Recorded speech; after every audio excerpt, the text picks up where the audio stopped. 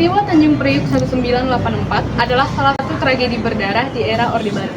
Bentrokan antara aparat negara keamanan dan warga terjadi di Jakarta Utara, menewaskan banyak orang.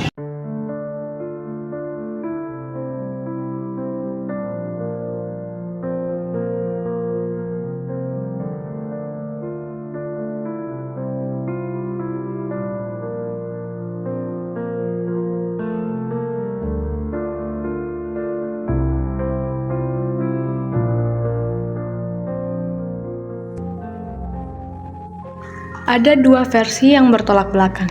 Yang pertama, versi pemerintah dijelaskan oleh Jenderal Benny Mordani bahwa kerusuhan dipicu massa yang menyerang aparat. Pemerintah menyatakan tindakan tegas diperlukan untuk menjaga ketertiban. Yang kedua, versi tokoh masyarakat. Sekelompok tokoh termasuk dari Petisi 50 menerbitkan lembaran putih Tanjung Priok. Mereka menyebut aparat melakukan penembakan brutal terhadap warga yang sedang berdemo damai pada saat itu.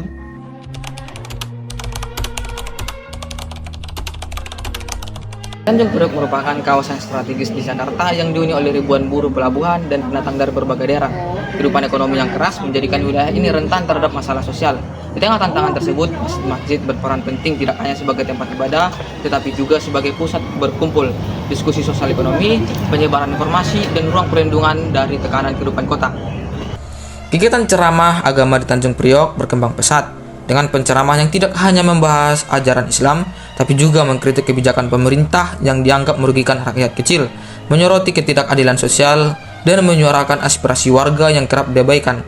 Kritik-kritik tajam ini membuat pemerintah mencap mereka sebagai kelompok beraliran keras. Pada 1984, kebijakan pemerintah yang mewajibkan semua organisasi menggunakan asas Pancasila menuai penolakan dari warga dan umat Islam.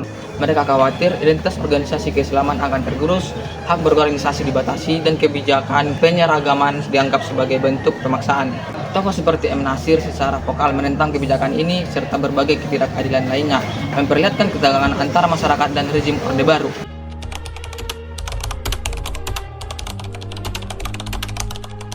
Peristiwa Tanjung Priuk pada 12 September 1984 berawal dari ketegangan antara warga dan anggota Babinsa akibat pemasangan pamflet yang dianggap mengandung muatan sara dan tidak bernafaskan Pancasila di sekitar musola Asy'adah.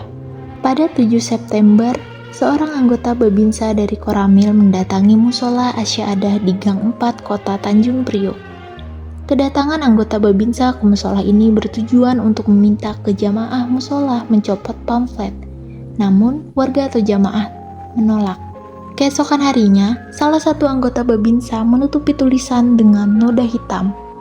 Versi lain juga menyebutkan bahwa anggota Babinsa memasuki musola tanpa melepas sepatu, menyiram pamflet di dinding dengan air comberan, dan bahkan merusak pengumuman undangan pengajian dari pemuda Islam yang akan mengadakan ceramah agama di Sendang Raya. Tindakan tersebut dinilai sangat tidak menghormati tempat ibadah. Tokoh masyarakat Amir Biki mengecam hal ini dan memicu protes. Pada 10 September, massa menghadang anggota Babinsa yang dituduh menodai musola. Terjadi bentrok dan sepeda motor Babinsa tersebut dibakar. 4 warga ditangkap, memicu tuntutan pembebasan yang ditolak pemerintah. Pada 12 September, ceramah agama di Masjid Rawabadak yang menurut versi warga membahas strategi pembebasan tahanan, dianggap pemerintah sebagai penghasutan. Amir Biki memberi ultimatum, jika tahanan tidak dibebaskan, unjuk rasa akan digelar. Massa diperkirakan 1.500 orang berarah ke kantor Kodim sambil membawa bendera dan menggemakan takbir. Namun, mereka dihadang pasukan bersenjata. Versi lembaran putih menyebut pasukan langsung menembaki massa, sedangkan pemerintah mengklaim tembakan diawali peringatan. Bentrok berdarah terjadi, menewaskan puluhan orang, termasuk Amir Biki.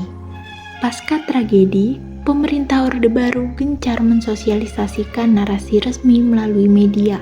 Sementara, Pangdam Jaya Trisno mengunjungi masjid dan pesantren untuk meredam keresahan dan menyerukan pentingnya fokus pada pembangunan nasional.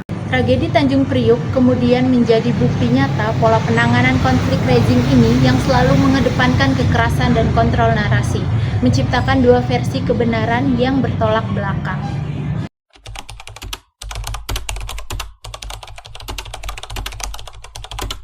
Pelanggaran HAM dalam peristiwa Tanjung Priok tahun 1984.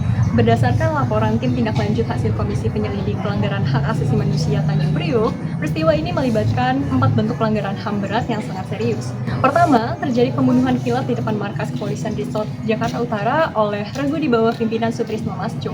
Pasukan keamanan menggunakan kekerasan yang tidak proporsional dengan senjata M16 yang mengakibatkan 24 orang tewas dan 54 orang lainnya mengalami luka-luka. Kedua, dilakukan penangkapan dan penahanan sewenang-wenang terhadap 160 orang yang diduga terlibat dalam peristiwa tersebut.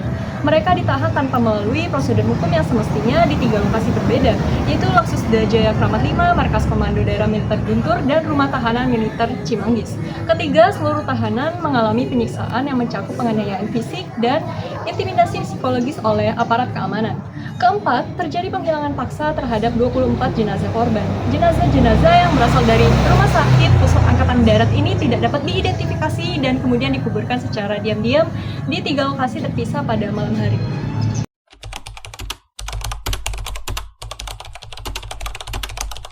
Penyelesaian kasus Tanjung Priok. Kasus pelanggaran HAM berat Tanjung Priok 1984 diselesaikan melalui 2 pendekatan. Perdamaian, islah, berbasis nilai Islam, dan proses hukum. Perjanjian damai mencakup 3 poin. Yang pertama ada kesepakatan final yang tidak boleh digugat. Yang kedua komitmen membangun hubungan persaudaraan. Dan ketiga permintaan pemulihan nama baik korban serta bantuan sebagai bentuk keadilan. Berdasarkan Undang-Undang Nomor 26 Tahun 2000, DPR mengusulkan pembentukan pengadilan HAM ad hoc pada 21 Maret 2001. Persidangan berlangsung pada September 2003 sampai Agustus 2004. Mengadili 14 terdakwa termasuk pejabat keamanan yang diduga lalai mencegah penyiksaan atau menghilangkan bukti. Saksi korban mengungkap kekejaman seperti pemukulan berjam-jam dan penguburan diam-diam, bahkan pembuangan jenazah ke perairan Pulau Seribu. Pengadilan menjatuhkan hukuman 2-10 tahun penjara untuk 12 terdakwa termasuk R. Butar-Butar dan Sutrisno dan kompensasi sebesar 1,15 miliar bagi 13 korban. Namun Mahkamah Agung membatalkan vonis karena bukti dianggap lemah dan tidak ada perintah langsung pelaku. Akibatnya eksekusi kompensasi pun ditolak. Kasus ini menyisakan kekecewaan karena pelaku bebas dan korban tidak mendapat keadilan utuh, mencerminkan tantangan penegakan HAM untuk kasus